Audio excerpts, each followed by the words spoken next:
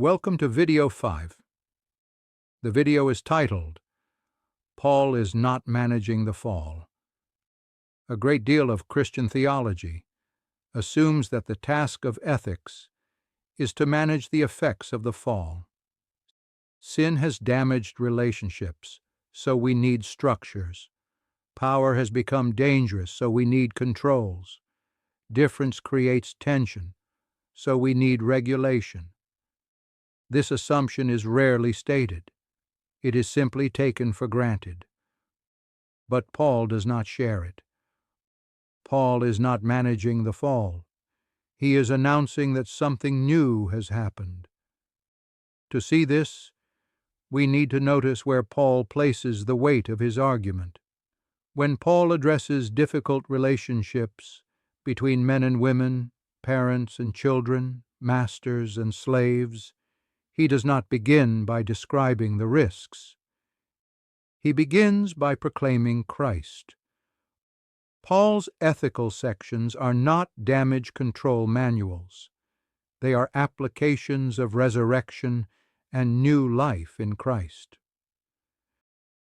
This is why Paul refuses to treat Genesis 3 as the governing horizon.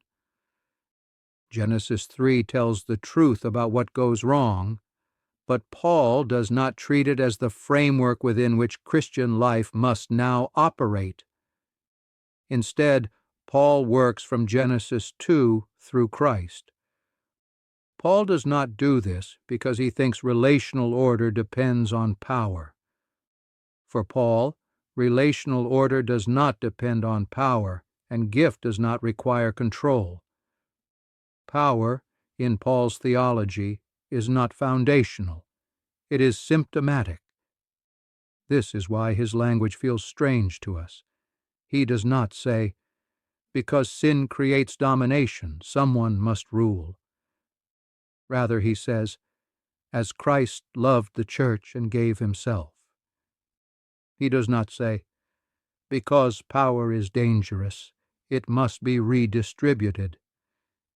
He says, submit to one another out of reverence for Christ.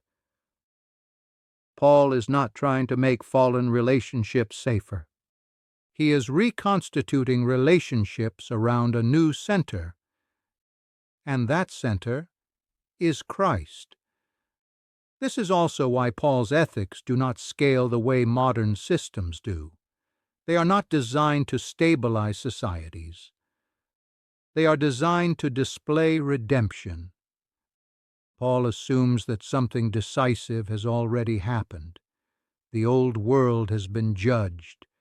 A new creation has begun. And Christian life is meant to make that visible. This is why Paul is not primarily concerned with outcomes. He is concerned with faithfulness. He does not ask whether a structure prevents abuse.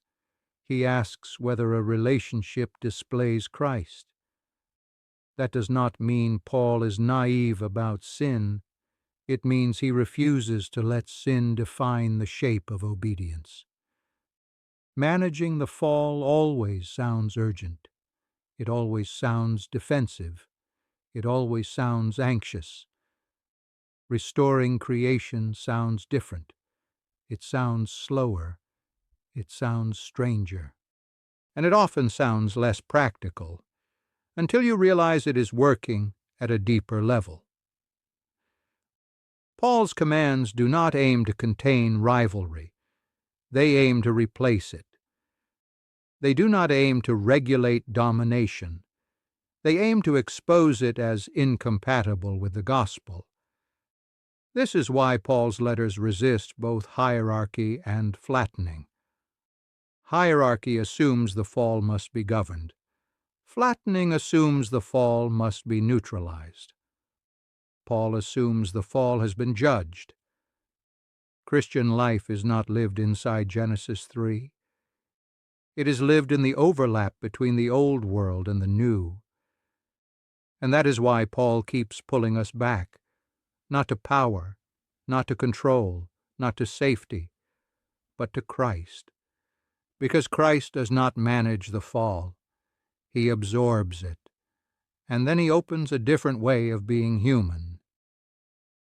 In the next video, we'll draw all of this together by returning to Genesis 2 once more and asking why Paul insists that creation, not collapse, governs Christian relationships.